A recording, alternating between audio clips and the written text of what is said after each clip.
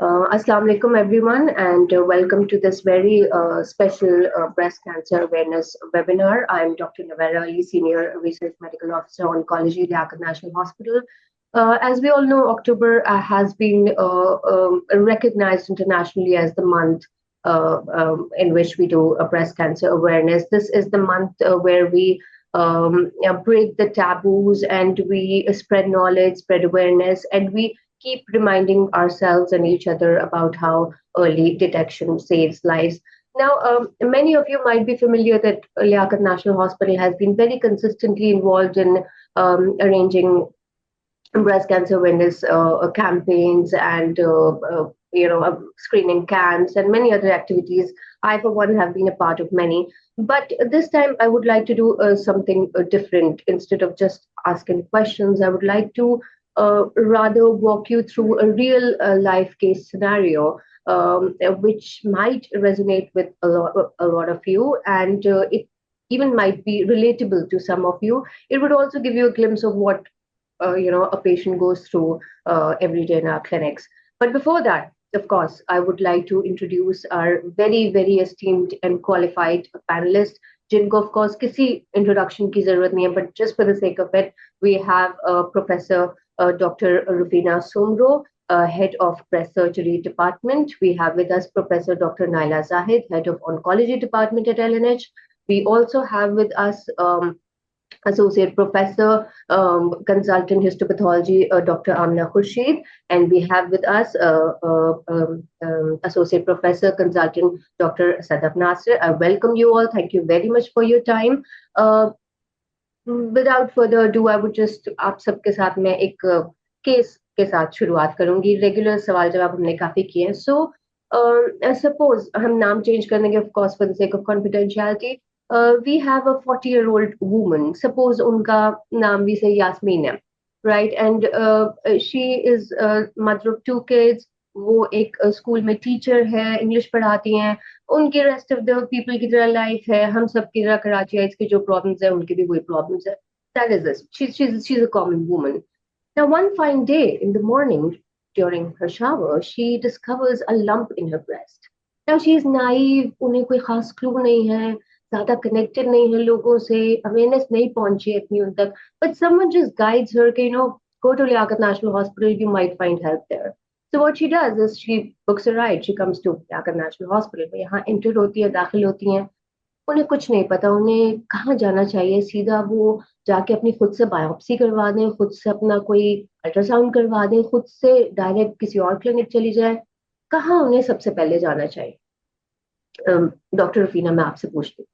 I think जब भी हम किसी पेशेंट को कोई भी ब्रेस्ट रिलेटेड सिम्टम होता है तो सबसे पहले उन्हें क्लिनिशियंस के पास जाना चाहिए. तो ऑब्वियसली ब्रेस्ट सर्जरी ओपीडी का यही काम है कि हम वहाँ खातून को देखें और उनसे उसको पूरा हिस्ट्री लें, डिटेल्ड एग्जामिनेशन करें, and clinically to an extent we can find out कि उसका लंप किस किस्म का है. भी कोई भी क्लिनिशियन 100% एक्यूरेट नहीं हो सकता, but to greater extent 80-90% accuracy के साथ you can make a clinical assessment कि ये जो लंप उनको फील हो रहा है वो क्लिनिकली बिनाइन है या मेलिग्नेंट लुकिंग है. और किसी भी लंप को हम कहते हैं कि असेसमेंट करने के लिए किस किस्म का ट्रिपल असेसमेंट चाहिए होता है. तो क्लिनिशियन एक अपनी असेसमेंट करता है, हम अपने रेडियोलॉजी कलीग्स के पास भेजते हैं इमेजिंग के लिए, और हम बायोप्सी के लिए फिर हिस्टोपैथोलॉजी के पास भेजते हैं. तो once we make a clinical assessment then we send the patient to radiology. Since she is 40 years old, so I think we will ask for a mammogram, and if mammogram में radiologist feels कि ultrasound की additional ज़रूरत है तो वो भी कर लेते हैं. And if we have a strong clinical radiological suspicion, then we will get this patient biopsy done. All right, triple assessment का मैडम आपने जिक्र किया. डॉक्टर सदफ, यास्मीन को डॉक्टर रुफीना ने रेफर कर दिया नेक्स्ट आपके पास. वो आपके पास आई हैं, आप क्या उन्हें ऑफर करेंगी, क्या फैसिलिटीज हैं? अच्छा, क्योंकि यास्मीन 40 इयर्स की हैं, उनकी ऑलरेडी एज हो चुकी है फॉर मैमोग्राम. इस वक्त उनका जो मैमोग्राम होगा वो डायग्नोस्टिक मैमोग्राम होगा, वो स्क्रीनिंग नहीं होगा क्योंकि वो ऑलरेडी एक डिजीज के साथ आ रही है. ठीक है, अब हमें डायग्नोज करना है. ऑल्दो क्लिनिकली काफी हद तक जो है आइडिया हो जाता है क्लिनिशियंस को कि लम्प किस किस्म का है, बिनाइन है, मेलिग्नेंट है। लेकिन डेफिनेटली वो कंफर्म मैमोग्राम पर ही होगा। तो हम सबसे पहले तो उनका मैमोग्राम करेंगे। मैमोग्राम पे भी अगर इनिशियल स्टेजेस पे डिजीज होती है, अर्ली स्टेज पे होती है, वो डिटेक्ट हो जाती है। लेकिन कभी कभी ऐसा होता है कि मैमोग्राम पे ब्रेस्ट बहुत डेंस होता है, तब right, हमें उसका मैमोग्राम के साथ साथ अल्ट्रासाउंड भी करना पड़ता है, जस्ट ठीक टू है। मेक श्योर कि डिजीज जो है वो लोकलाइज है, मतलब ब्रेस्ट के एक हिस्से में है, या डिजीज जो है, जो भी बीमारी है, उसका लम्ब है वो फैला हुआ है। कभी कभी ऐसा होता है एक गिल्टी महसूस हो रही होती है मरीज को, हम्म, लेकिन अंदर बहुत सारी होती हैं, मल्टीपल होती हैं, उसके आसपास और भी छोटी छोटी गिल्टियां होती हैं, ब्रेस्ट के दूसरे हिस्से में होती है। कभी कभी ऐसा भी होता है कि दूसरे ब्रेस्ट में भी हमें क्यों गिल्टी मिल जाती है। हम्म, तो हमारी कोशिश तो ये होती है कि अगर किसी भी मरीज का मैमोग्राम के ऊपर कोई भी एबनॉर्मेलिटी आ रही है, अगर तो वो बिल्कुल क्लियर है कि एक ही है, तो हम डायरेक्ट बायोप्सी पे ही चले जाते हैं। लेकिन अगर लगता है कि बहुत डेंस ब्रेस्ट है, अंदर कोई चीज मिस हो सकती है, कोई और गिल्टी मिस हो सकती है, तो we always go for ultrasound. तो उसका हम एक साथ अल्ट्रासाउंड करते हैं। अल्ट्रासाउंड पे डेफिनेटली कंफर्म हो जाता है वो गिल्टी एक है या एक से ज्यादा है, या दूसरा ब्रेस्ट नॉर्मल है, या वहां पे भी कोई एबनॉर्मेलिटी है। अगर तो गिल्टी बहुत छोटी होती है जो क्लिनिकली फील भी नहीं हो रही है क्लिनिशियन को, तो हम्म, डेफिनेटली उसके बाद हम लोग उसकी अल्ट्रासाउंड गाइडेड बायोप्सी भी करते ठीक है। हैं। अल्ट्रासाउंड गाइडेड बायोप्सी करते हैं, वो सैंपल डेफिनेटली हम लेबोरेटरी में भेज देते हैं। बहुत ही रेयर केसेस होते हैं कि बायोप्सी के बाद कोई ऐसी चीज निकल आए जिसके अंदर एमआरआई की इंडिकेशन होती है, जैसे इन्वेजिव लोबुलर कार्सिनोमास होते हैं। उसमें बहुत चांसेस होते हैं कि डिजीज जो है दोनों ब्रेस्ट में फैली हुई हो, जो कि अल्ट्रासाउंड में मिस हो सकती है। उस कंडीशन में मरीज का एमआर किया जाता है, लेकिन वो एक आगे की स्टेज होती है। उस इनिशियल स्टेज पे ये डिसीजन नहीं लिया जाता। तो इनिशियल स्टेजेस में what we do, we go for mammogram followed by an ultrasound followed by a biopsy. और अगर कोई ऐसी चीज है जिसकी हम बायोप्सी नहीं कर सकते हैं, तो फिर हम उसमें नीडल डाल के वापस डॉक्टर रुफीना के पास भेजते हैं। तो डॉक्टर रुफीना उसको सर्जिकली रिमूव करती हैं विद द नीडल गाइडेंस। तो this is what we offer initially on initial stages. All right, all right. So ये सारी facilities of course available हैं लियाकत नेशनल हॉस्पिटल रेडियोलॉजी में. I would also like जी to बिल्कुल। mention here that during the month of October we have a discount going on the mammograms. So those who want to avail it, definitely. they can do that. अच्छा, fine. Biopsy आ गई, हो गई उनकी, malignancy आ गई. I will go to Dr. Amna after it. पहले मैं doctor Naila से पूछूंगी कि मैडम इसमें malignancy आ जाती है, patient finally refer, sorry she is not a patient yet, she is Yasmin. Yasmin finally refer हो के आपके पास आ जाती है आपके ओपीडी में. अब आगे का सफर उनका क्या रहेगा? ऑब्वियसली जब वो एक पेशेंट एक कैंसर के डायग्नोसिस के साथ हमारी ओपीडी में आता है तो वो बहुत ही इमोशनली डिस्टर्ब्ड होता है, फैमिली भी बहुत परेशान होती है। तो हमें कुछ चीज़ें क्लियर, जो उनके सवाल होते हैं ये कि क्या मैं बच जाऊंगी, क्या मैं मर जाऊंगी। तो हमें जो चीज़ें जाननी होती हैं वो पहले ही तो ये कि स्टेज ऑफ द डिजीज़ क्या स्टेज है बीमारी की, जिसके लिए फिर हमें मज़ीद टेस्ट चाहिए, सीटी स्कैन्स, बोन स्कैन, अब तो पेट स्कैन भी है। तो वो फिर इंडिविजुअल पेशेंट के हिसाब से डिसाइड करते हैं कि किसको हम कौन से टेस्ट कराएंगे। ब्रेस्ट का तो ऑलरेडी डॉक्टर सदफ ने जैसे बताया मैमोग्राम हो चुका होता है। दूसरी इंपॉर्टेंट चीज़ जो हमें ट्रीटमेंट डिसीजन में हेल्प करती है वो अब 3 मार्कर्स हैं जो ट्यूमर बायोप्सी उसके ऊपर किए जाते हैं: oestrogen receptor, progesterone receptor and HER2 receptor. उसके बेसिस पे 3 डिजीजेस निकलती हैं जिनको फिर हम आगे ट्रीटमेंट के लिहाज से गाइड कर रहे होते हैं कि हमें टारगेटेड थेरेपी की ज़रूरत है, हमें कीमोथेरेपी की ज़रूरत है, या हम खाली हार्मोनल ट्रीटमेंट यानी गोलियों से इलाज कर सकते हैं। तो वो उसके बाद फिर हम इस चीज़ को डिसाइड कर पाते हैं। और डिसाइड हो गया, सब चीजें आपके पास आ गई, फिर आप क्या क्या ऑफर कर सकती हैं उन्हें? अब तीसरी स्टेज तक की जो डिजीज है उसमें हमारा इलाज बीमारी को क्योर करने के गर्ज से होता है, कि क्योरेटिव इंटेंट, जड़ से ख़त्म करने के लिए। चौथी स्टेज में हम बीमारी को जड़ से ख़त्म तो नहीं कर सकते, लेकिन अब ब्रेस्ट कैंसर में इतनी दवाइयाँ आ गई हैं कि हम एक लंबे अरसे के लिए बीमारी को कंट्रोल में रख सकते हैं। फिर कुछ चौथी स्टेज के कैंसर्स ऐसे हैं जिसमें कि सिर्फ एक या दो जगहों पे बीमारी फैली हुई है। तो उनमें इवन चौथी स्टेज में भी बीमारी को जड़ से खत्म करने की कोशिश की जा सकती है। अब जैसे कि HER2/neu जो मैं एक टेस्ट बता रही हूँ, अगर वो पॉजिटिव होता है तो उसमें हम टारगेटेड थेरेपी यूज कर सकते हैं, जो कि जिसके साथ ये बीमारी अब उतनी एग्रेसिव नहीं रही जितना कि पहले समझा जाता था। इसमें लोग जो जो सबसे हल्की बीमारी होती है वो हार्मोन पॉजिटिव होती है, उसके और HER2 पॉजिटिव के रिजल्ट्स तकरीबन बराबर हो गए हैं। जो सबसे एग्रेसिव बीमारी है उसमें ये तीनों मार्कर्स नेगेटिव होते हैं, जिसको हम ट्रिपल नेगेटिव कहते हैं, जिसमें हमें कीमोथेरेपी काफी स्ट्रांगली यूज करनी होती है, क्योंकि उसमें हमारा मेन हथियार कीमोथेरेपी होता है। अब इम्यूनोथेरेपी भी आ गई है, वो भी एक तरह की ड्रिप्स के जरिए लगने वाली दवाइयां हैं जो हमारी बॉडी की इम्यूनिटी को एक्टिवेट करती हैं कैंसर सेल्स से फाइट करने के लिए। और कीमोथेरेपी इम्यूनोथेरेपी दोनों अवेलेबल हैं Liaquat national hospital oncology department. जी बिल्कुल, हमारा यहाँ बहुत अच्छा state of the art day care centre है, और हमारी सारी मेडिसिन वगैरह के लिए ऑन्कोलॉजी फार्मेसी है, जहाँ से प्रॉपर लेमिनर फ्लो वगैरह मेंटेन करके कंट्रोल्ड एनवायरनमेंट में कीमोथेरेपी मिक्सिंग होती है, और फिर पेशेंट्स, हमारे नर्सेज के लिए एजुकेटेड हैं, ट्रेंड हैं। हमें बहुत सारे पेशेंट्स हैं पोटा कैथ्स लगाने होते हैं उनकी कीमोथेरेपीज देने के लिए, जो कि एक लॉन्ग टर्म डिवाइस है जिसमें बार बार पेशेंट को हर दफा नीडल प्रिक करके कैनुला लगाने की जरूरत नहीं होती है। तो वो सारी फैसिलिटीज हमारे पास अवेलेबल है लियाकत ठीक है, हॉस्पिटल। यानी Yasmin should not get disappointed even if she has the diagnosis of cancer, उनके लिए बहुत सारी होप मौजूद है। बिल्कुल। डॉक्टर आमना, मैं अगला क्वेश्चन आपसे करूंगी, आपका बहुत इंपॉर्टेंट रोल है इस सारी डायग्नोसिस में and everything. Yasmin does not know much about histopathology, उसको नहीं पता ये ईआरपीआर, ये सारी चीजें, ये सब क्या है। आप प्लीज इसका जरा डिटेल्ड उनको बताना चाहेंगी कि व्हाट इज इट।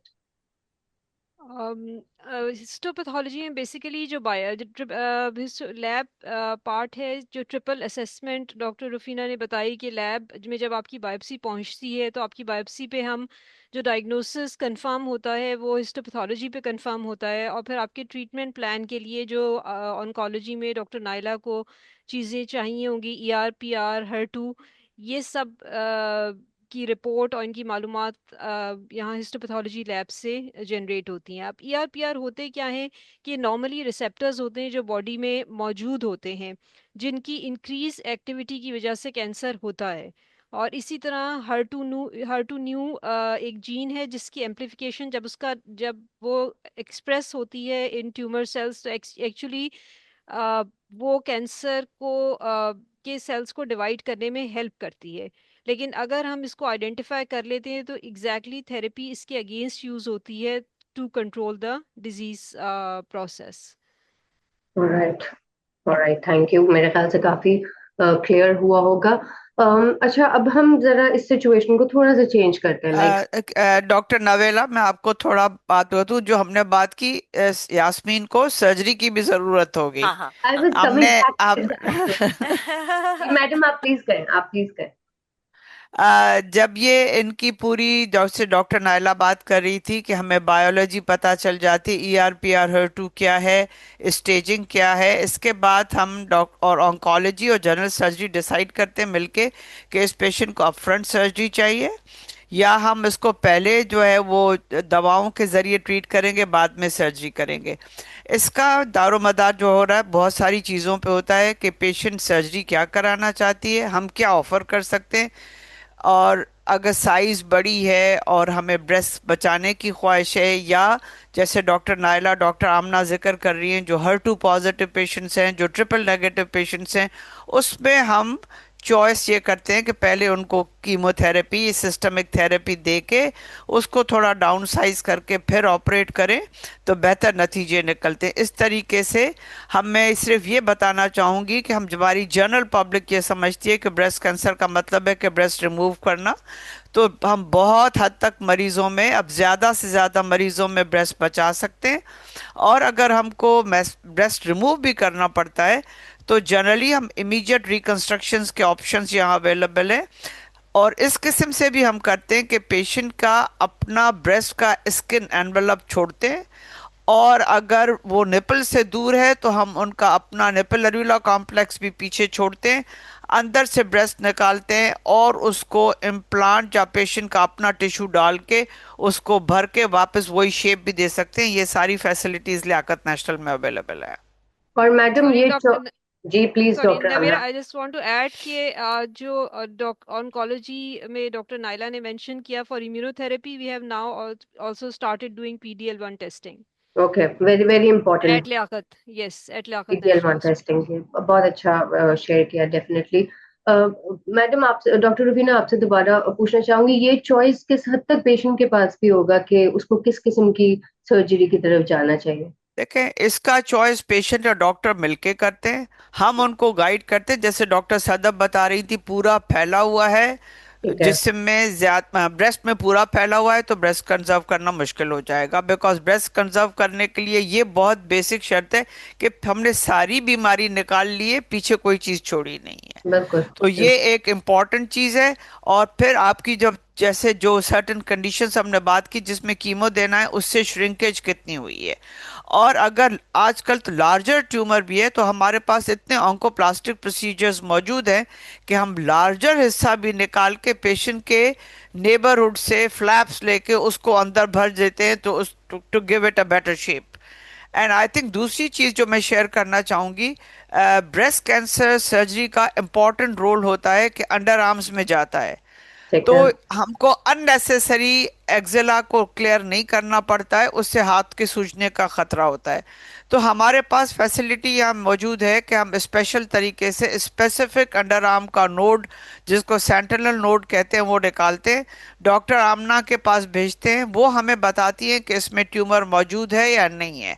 और अगर ट्यूमर है तो हम एक्जिला को क्लियर करते हैं, अननेसेसरी एक्सिलरी क्लियरेंस नहीं करते हैं, जो कि जिन सेंटर्स में ये फैसिलिटी अवेलेबल नहीं है। और हमारे डेटा के मुताबिक 50% लोगों के अंडर आर्म में डिजीज नहीं होती है। तो ओके। अगर हम ये देख के ऑपरेट ना करें तो हम आधे लोगों के 50% को अननेसेसरी एक्सिला की क्लियरेंस कर रहे होंगे, which is a very big advantage for patients in terms of recovery, side effects और अपने हाथ के फंक्शन के लिहाज से। Totally agreed with you. Thank you very much. Doctor Naila, मैं अगला आपसे जरा क्वेश्चन करना चाहूंगी। हम इस केस को थोड़ा सा चेंज कर देते हैं। Now now suppose Yasmin is like 30 years old and she's pregnant. अब अगर उनको इस सिचुएशन में लंप मिल गया है और ये सब हो गया है, क्या करना चाहिए? वेट करें अपनी प्रेगनेंसी डिलीवरी होने का, उसी वक्त आ जाएं क्या? What should be the mode of action for her? Breast cancer किसी का इंतजार नहीं करता, इसलिए ये बिल्कुल भी नहीं वेट करना चाहिए कि जब प्रेगनेंसी खत्म होगी, डिलीवरी होगी, फिर डॉक्टर के पास जाएंगे, क्योंकि उस वक्त तक कैंसर कहाँ से कहाँ पहुंच जाएगा। इसलिए फौरन डॉक्टर से रुजू करना चाहिए।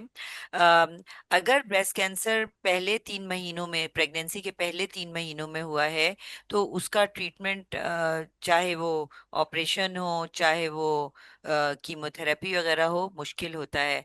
और उसमें अक्सर हमें ये भी मशवरा देना पड़ जाता है कि आपको प्रेगनेंसी ख़त्म करनी पड़ेगी। लेकिन उसके बाद अगर 3 महीने के बाद किसी भी स्टेज पे अगर ब्रेस्ट कैंसर होता है तो इसका इलाज हो सकता है, चाहे ऑपरेशन करना हो, चाहे कीमोथेरेपी देना हो।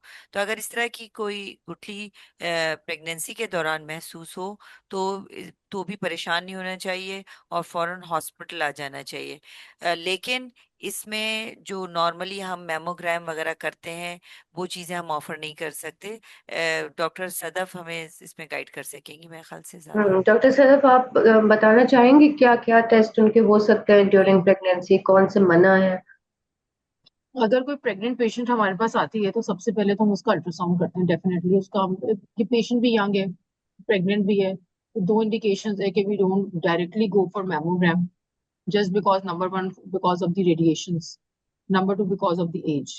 तो first of all we will perform ultrasound. अगर अल्ट्रासाउंड पे हमें कोई मेलिग्नेंट डिजीज मिल जाती है, क्योंकि ऑलरेडी पेशेंट का तो पैल्पेबल लंप है, तो उस कंडीशन के अंदर we do biopsy, ultrasound guided biopsy, and send it to histopathology to doctor Amna. अब इसमें इशू कभी कभी ये हो जाता है कि अगर हमें ऐसा लग रहा होता है अल्ट्रासाउंड के ऊपर, वैसे तो माइक्रो कैल्सिफिकेशन हमें नजर नहीं आती हैं, लेकिन कभी कभी कुछ फोकाई नजर आ जाते हैं। अगर हमें लग रहा हो कि अल्ट्रासाउंड के ऊपर इस पेशेंट को माइक्रो कैल्सिफिकेशन है, प्रेगनेंसी की भी थोड़ी एडवांस स्टेज होती है, तो हमें फिर मैमोग्राम करना पड़ जाता है, क्योंकि हमें रिस्क वर्सेस बेनिफिट देखना होता है। क्योंकि at this point of time patient की life is more important than the pregnancy definitely.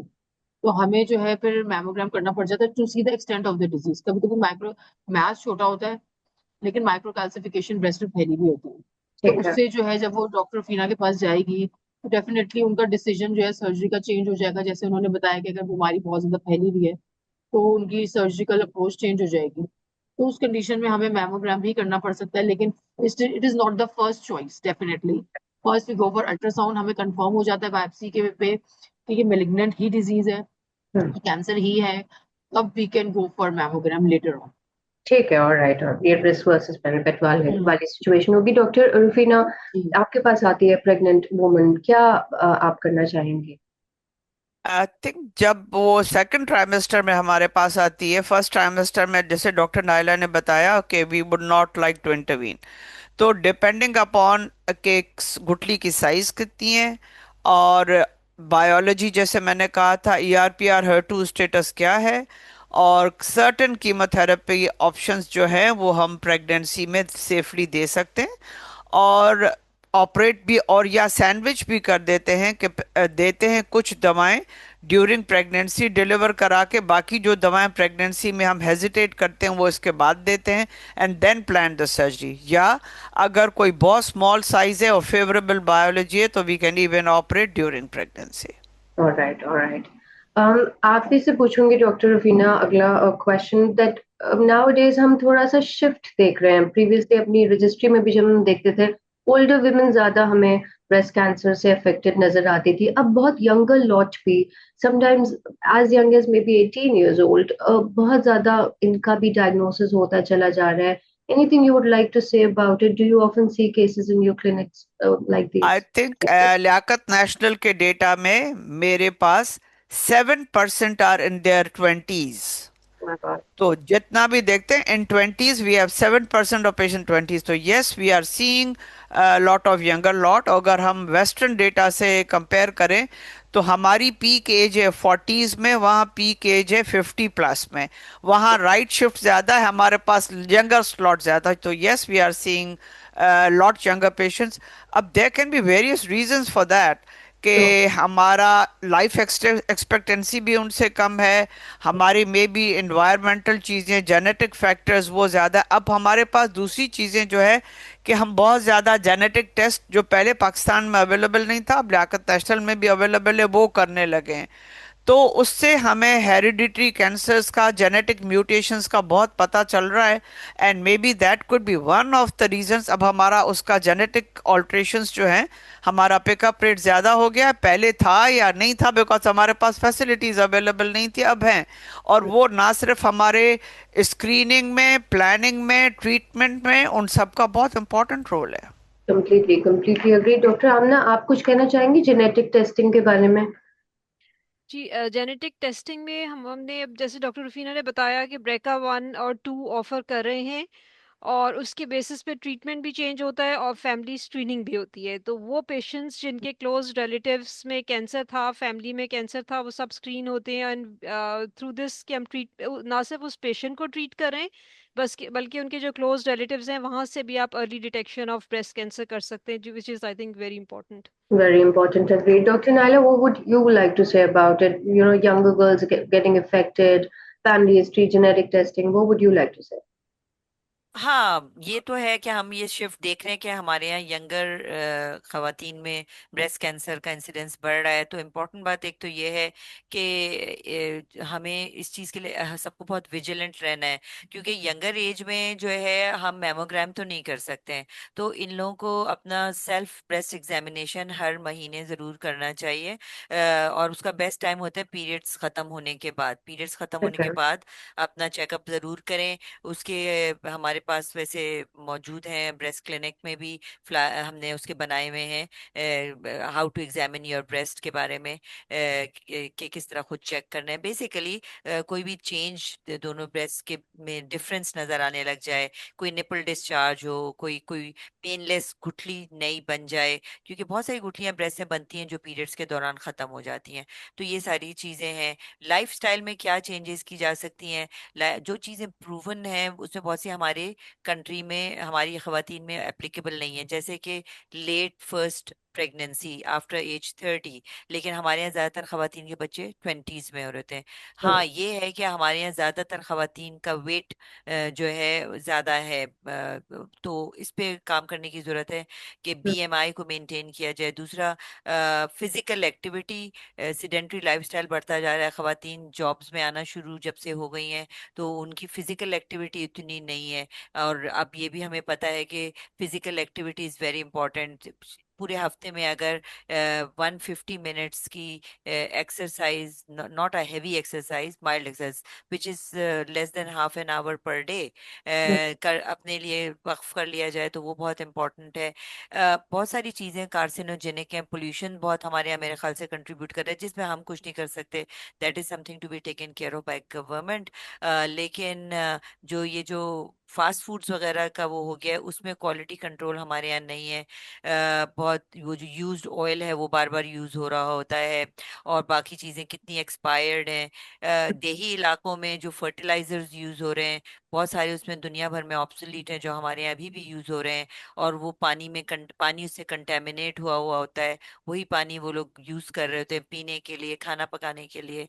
तो ये सारी चीजें आई थिंक जो हमारे यहाँ कंट्रीब्यूट कर रही हैं इसमें जो शिफ्ट हम देख रहे हैं अर्ली। शिफ्ट हम देख रहे हैं बिल्कुल। कुछ चीजें इसमें से कुछ रिस्क मॉडिफाइबल हैं, कुछ हैं जो बिल्कुल we can't do much about it. Thank you doctor Naila. Doctor Rufina, मैं आपसे एक क्वेश्चन करना चाहूंगी। So you know there's a narrative around breast cancer awareness these days, you know, क्योंकि since everyone is doing so many campaigns, urban areas में तो everyone during the month of October is talking about, you know, breast cancer and nothing else. But मेरा सवाल ये है कि you no ये जो इम्प्रेशन एक बिल्ड हुआ है कि you know everyone now knows about breast cancer, is that correct? Because you for one do clinics in rural areas also. Do you agree with this narrative, or do you still think there's a lot to do in this regard? I think if saying everyone knows, the answer is no, because even sitting in urban areas, many people are ignorant about it. And Okay. they do not know a lump in the breast or any change in the breast can be cancer. So Right. what to talk about rural areas? Rural areas में आपके पास इतनी ज़्यादा education नहीं है और इतनी ज़्यादा accessibility नहीं है, अगर है भी तो उनको पता नहीं किस डॉक्टर को कांटेक्ट करें। तो Okay. But having said that, पहले लोग ये समझते थे कि this is a disease of urban area. No, it is a disease of all across Pakistan. When I go now to rural areas, there is a disease over there, and there is lot of advanced disease, and I would say mismanaged disease in the rural areas that I have to witness now. And awareness अगर campaigns create करते हैं, they want to learn about their health, तो उनके पास वो खुशी से आती हैं, वो सेमिनार्स जो हम करते हैं वो अटेंड करते हैं।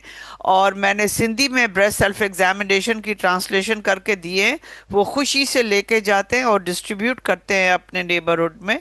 तो I think they want to learn, it is just कि they do not have access to the right people at right time. Agreed, agreed. Dr. Naila, you also were mentioning something about a camp, you know, that someone conducted in an area of Karachi, and you had very surprising findings. Would you like to say something about या ये medical students ने एक camp arrange किया था Orangi town में, और तो उसमें उन्होंने पेशेंट्स के ब्रेस्ट एग्जामिनेशन भी किए थे। सरप्राइजिंगली अबाउट 100 उन्होंने जो अगर विमेन को एग्जामिन किया था तो उनमें they found lumps in about 10 और 20 patients.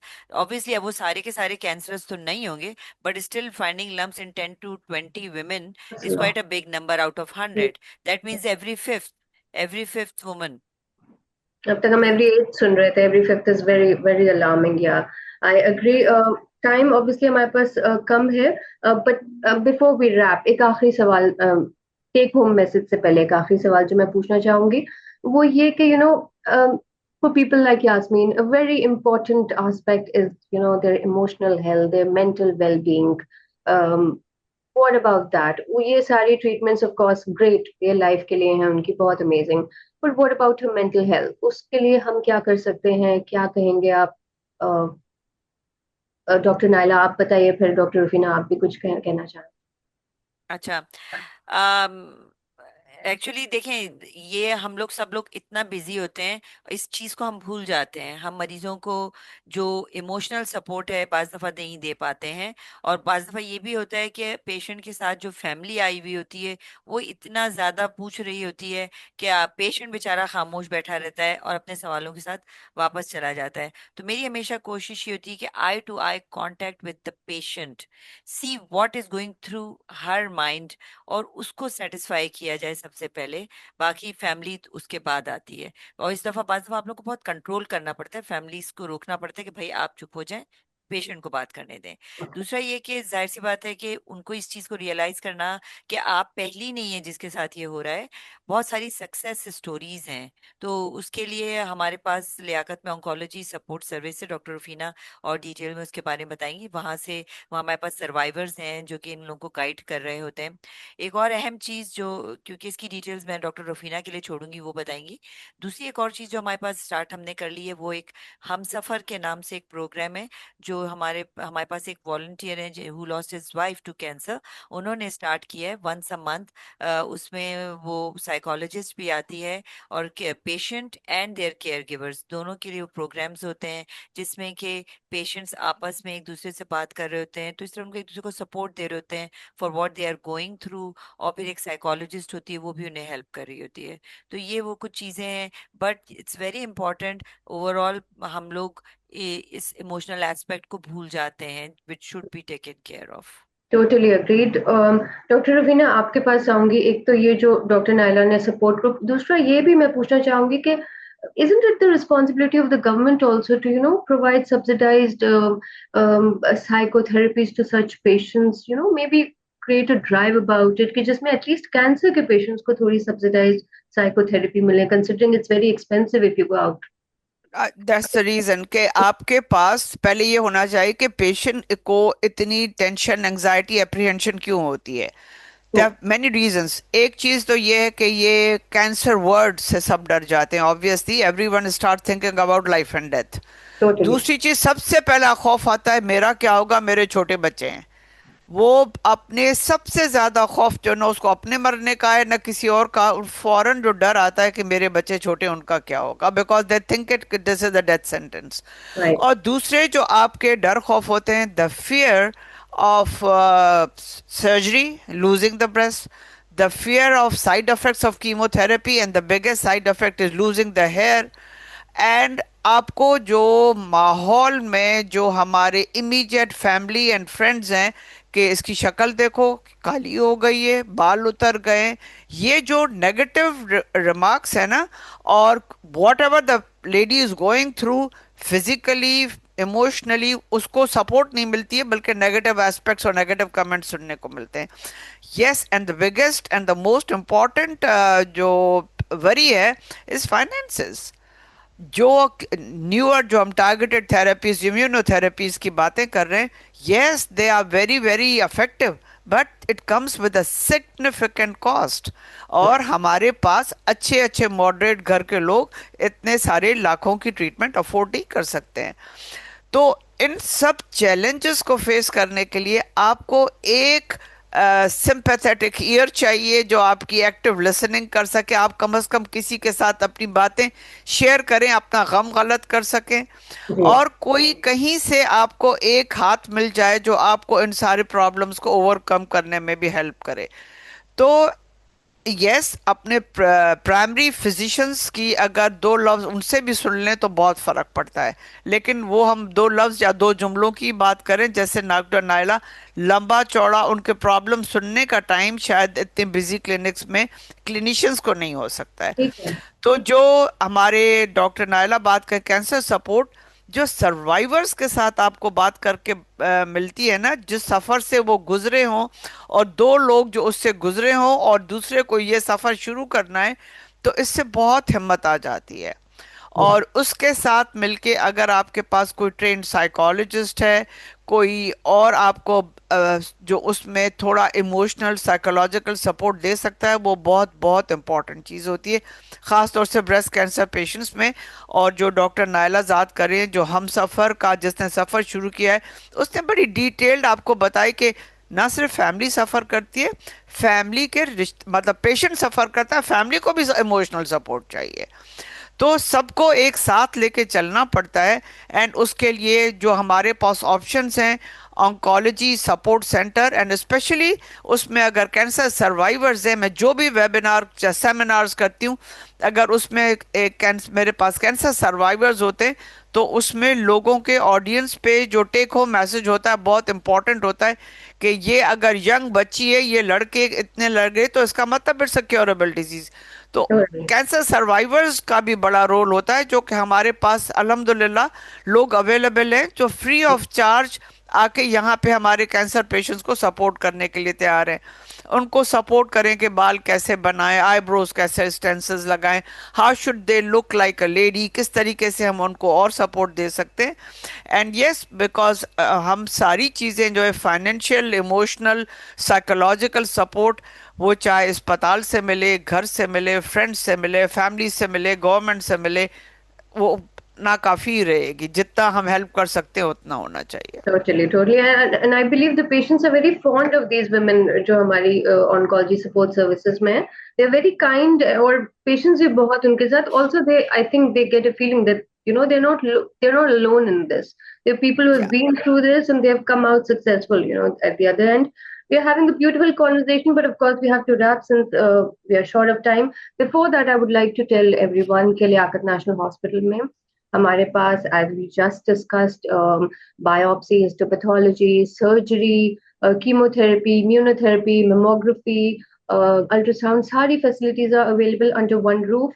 I would also like to mention that this is the main Liaquat National Hospital, but we also have a Liaquat National Outreach centers at Nazmabad, Shah Faisal Colony, Gulshan Iqbal, and Gulistan-e-Johar. And we would also be conducting some awareness camps and awareness sessions, actually, and screening camps at these outreach centers in this month only. The dates will be announced. I would also like to tell you about the LNH Care app. जो आप अपने phone पे download कर सकते हैं, आप अपने play store से जाके, if you have iPhone app store से जाके, you can download it on your phone. It will have details about every clinic and every information that you would like to know. I would also like to say that we have an LNH chatbot facility जिसका number है 021111456 just you can simply message a hi or a hello, and they would give you a detailed information about everything, and you can like later on type your question also, and they would be answering everything. Time to wrap, but before that, of course, the very important take-home message from each one of our esteemed panelists. Please, maybe हम doctor Rufina से शुरू कर सकते हैं. I think I would like to say कि इससे, cancer से डरना नहीं चाहिए, अपने आप को एग्जामिन करें, and if you find a change, please please consult a doctor जो All कि right. आपको डायग्नोज कर सके। एंड चाहे वो पेन करे या ना करे, but I think your life is important, your diagnosis important. अगर आप खुद ठीक रहेंगी तो आप अपने बच्चों और फैमिली का ख्याल करेंगे। Totally, totally. Dr. Amna, आप कुछ कहना चाहेंगी to women? कि Anything? फॉर ब्रेस्ट कैंसर की तशखीस और उसका जो ट्रीटमेंट प्लान है, जिसमें टारगेटेड थेरेपी, इम्यूनोथेरेपी के लिए मेरी दरख्वास्त है कि किसी मुस्तनद और मेयारी लैब से करवाएं, जो ये रिलायबल। बहुत इम्पोर्टेंट, अग्रीड, वेरी इंपॉर्टेंट, मुस्तनद में आदि लैब से करवाएं, definitely. Thank you doctor Amna. Doctor Sadaf, आप कुछ कहना चाहेंगी? शायद आप म्यूट हुई हुई हैं, अगर आप जी जी जी जी, मैंने अनम्यूट कर लिया. जिस तरह कहते हैं ना कि prevention is better than cure, for breast cancer the best prevention is screening. तो मैं यही कहना चाहूंगी कि गो फॉर स्क्रीनिंग. जब स्क्रीनिंग की एज हो जाए औरतों की, तो वो स्क्रीनिंग कराएं, अपनी भी करवाएं और अपने आसपास औरतों को भी एनकरेज करें कि वो भी स्क्रीनिंग कराएं, क्योंकि इससे बेहतर और कोई चीज नहीं है कि आपका कैंसर अर्ली स्टेज पे डायग्नोज हो जाए. बिल्कुल, Thank you. आसपास अवेयरनेस फैलाएं. Totally. Doctor Naila, we would end with you. बस एक इम्पॉर्टेंट बात जो मैं हाईलाइट करना चाहूंगी कि ब्रेस्ट कैंसर का इलाज हर एज में मुमकिन है, प्रेगनेंसी के दौरान मुमकिन है, इसलिए इससे डरना नहीं चाहिए। एक और इम्पॉर्टेंट चीज़, क्योंकि अब हम यंगर एज में ब्रेस्ट कैंसर देख रहे हैं, बहुत सारे लोगों को खदशा ये होता है कि इसके बाद क्या उनके यहाँ बच्चे हो सकेंगे या नहीं।